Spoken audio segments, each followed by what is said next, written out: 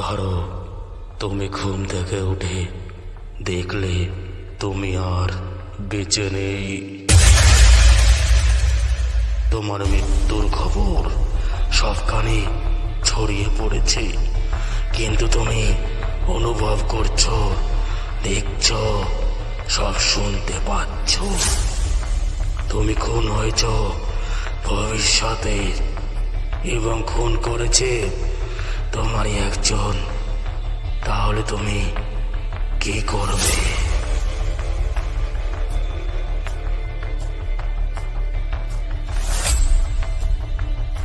সাল 2095।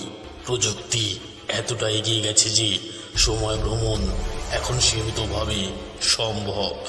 বিশ্বের প্রথম টাইম ইনভেস্টিগেশন ইউনিটের একজন সিনিয়র অফিসার, নাম রাহুল সেন, একদিন ঘুম থেকে উঠে সে দেখে সংবাদ মাধ্যমে তার মৃত্যুর খবর। ডিটেকটিভ রাহুল সেন খুন হয়েছেন আগামী মঙ্গলবার, কিন্তু এখনো সে জীবিত। সেটা কিভাবে সম্ভব?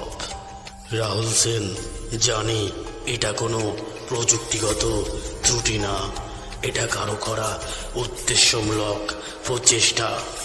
আর কেউ যেন তাকে ভবিষ্যতে খুন করতে চলেছে।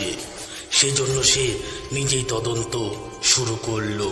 সে টাইম জাম্প করে চলে যায় 3 দিন পরের সময়, তার নিজের মৃত্যুর দিনে। কিন্তু সেখানে গিয়ে যা দেখে তা শিউরে ওঠার মতো।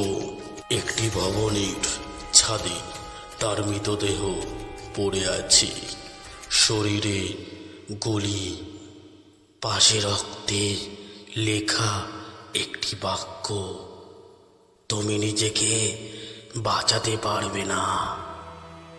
ঘটনাস্থলে কোনো ক্যামেরা কাজ করেনি, সব ফিড ব্ল্যাক আউট। তবে একটি ছোট ডিভাইস সে খুঁজে পায়, যার সাহায্যে খুনি সময় লুকিয়ে যেতে পারে। রাহুল একে একে সম্ভাব্য 5 জনের কাছে যায়। তার পুরনো সহকর্মী, এক প্রযুক্তি বিজ্ঞানী, তার প্রাক্তন প্রেমিকা, একজন অপরাধী যাকে সে ধরেছিল, আর একজন তার নিজের ক্লোন।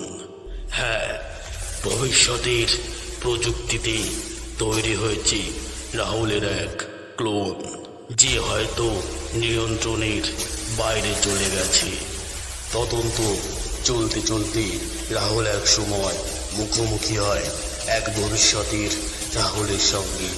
হ্যাঁ, সে নিজেই, কিন্তু আরো ঠান্ডা, ক্যালকুলেটেড, নির্মম। ভবিষ্যতের রাহুল, তুমি নিজের দুর্বলতায় আটকে আছো। আমি সেই দুর্বলতাকেই কেটে ফেলব। বর্তমান রাহুল, তুমি যতই সময়ের খেলায় মগ্ন থাকো, আমি সেই খেলাটাই শেষ করে দেখাবো। ভবিষ্যতের রাহুল বলে, তুমি দুর্বল ছিলে, আমি এখন ঠিক করছি সব ভুল।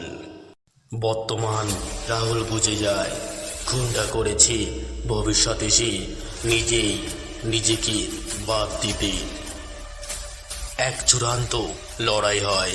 রাহুল নিজের শক্তি, মন ও সাহস দিয়ে ভবিষ্যতের নিজের বিরুদ্ধে লড়ে। শেষে ডিভাইস ধ্বংস হয়। ভবিষ্যতে রাহুল